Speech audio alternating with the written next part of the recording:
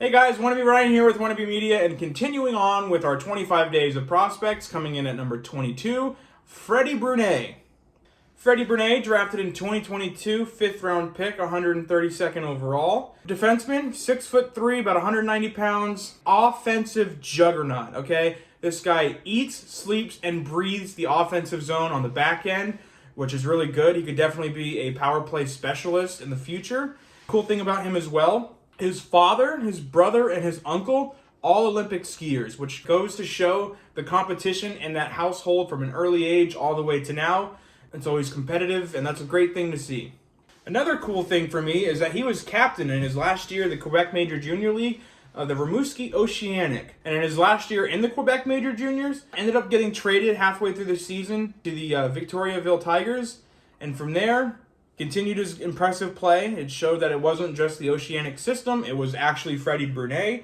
Helped Victoriaville in the playoffs. And with both teams combined, he played in 66 games, 16 goals, 57 assists, 73 points. Now the Quebec Major Junior, just like other leagues that aren't as, professional and it's more of playing around your own age, offensive is key. A lot of points are being scored. So yes, he was over a point a game player. However, a lot of other players were. He was 20 years old in that league. Some kids are 17, 18 years old, so he should be dominating there. However, still impressive to be over a point a game as a defenseman. Again, 6'3", big body in front. Elite Prospects has him as a defenseman / center. So I don't know if that's a glitch on their website or if he actually played center. I know he's played in 11 games this year for Providence, all on defense. He has 2 assists in those games. He doesn't look necessarily too out of place, but, they're just trying to kind of get him acclimated, get him seasoned and more ready to play every day in the AHL. I think next year will definitely be a bigger season where he'll see a lot more minutes on the back end. I am excited about Freddie Brunet. I know a lot of people might be surprised to see him this low at 22. A couple of things for me that maybe have him this low is just he's so, important on the offensive side of the puck. I just want to see how he can develop on the defensive side of things before he can even make it to the NHL. The Bruins are one of those teams that they don't really like to have players that are just known for one thing. Unless you're like David Pastrnak and you're known for your goal scoring and your offensive creativity and your defense doesn't matter as much. Even then, he's not the worst defensive forward in the game.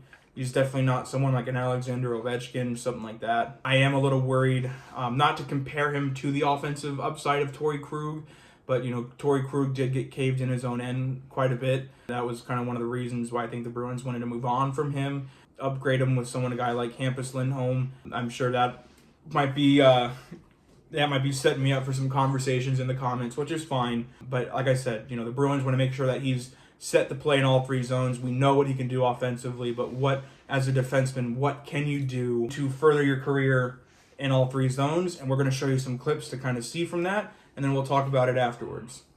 All right, so in this play here, we're going to have Freddie Brunet. As you see him right here, the defenseman skate backwards. Now he's skating up the ice, skating up in the rush. Look at that offense mentality, offensive zone. Throws it right in front of the net for his forward there. And that's a great goal. Great opportunity there on the rush. Be able to create plays, offensive creativity like we talked about. Great play. All right, here we're going to have another one. This is at his time with Rimouski. This is him skating in right here. And as you see, what a great shot. What a great opportunity. I believe this game here was actually in overtime, as you can kind of see him getting hounded there by his teammates. He's probably somewhere in the bottom of that dog pile. Freddie Brunet gets that puck, skates in. Look at all the confidence that he has just to get there in the slot and get right there in the middle of the ice and shoot that on net. Great confidence by him and great trust in his abilities that he can make that play.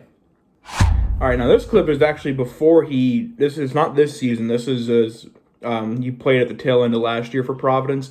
That's him right there in black. You saw him just kind of make that pump fake, get all the way up to Toporowski. Toporowski throws it to his teammate there. Wasn't able to capitalize on that, but we're going to watch it again real quick.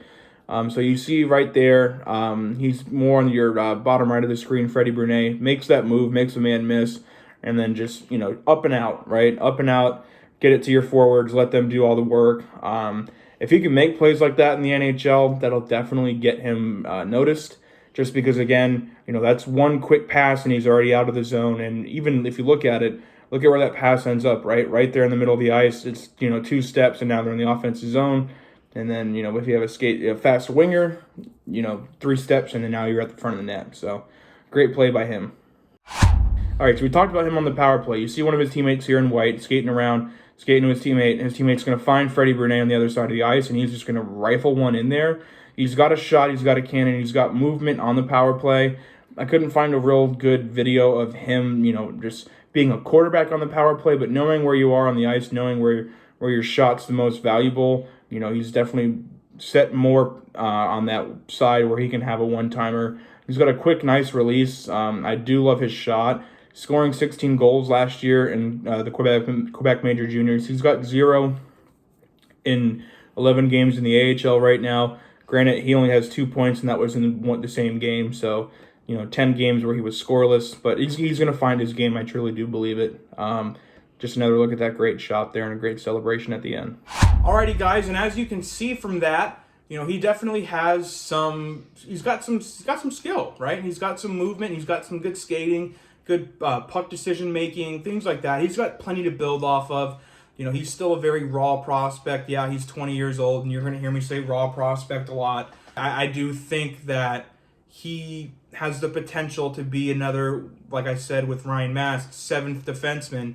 And like we talked about with Christian, like we talked about with Ryan Mast, is finding that one thing that you're good at and sticking to it. He might not be an everyday player for the Boston Bruins, but you know, somebody as your 7th defenseman to come in and help out on the power play when needed. You know, you're setting up for certain matchups. You know, if you know that there's going to be a lot of high scoring and you want something that maybe help you with that, Freddie Brunet could be your guy. Another cool little tidbit that I kind of forgot to talk about in the beginning that everybody talked about, I'm sure you guys have heard this before if you are familiar with this prospect, is he did train with Patrice Bergeron when Patrice would go back up when he was in his playing days, you know, would go back up to Quebec to train. He, you know, was at the same facility as Patrice Bergeron, you know, so he does have not only just the competitiveness in his own family, you know, being at the same gym as Bergeron is always a great thing. I am very intrigued to see what he can do the rest of the year in Providence. And more so, I hate saying that, you know, I'm looking forward to next year when it's so early with a player, but I really, truly am looking so much forward to next season with Freddie Brunet than I am this year.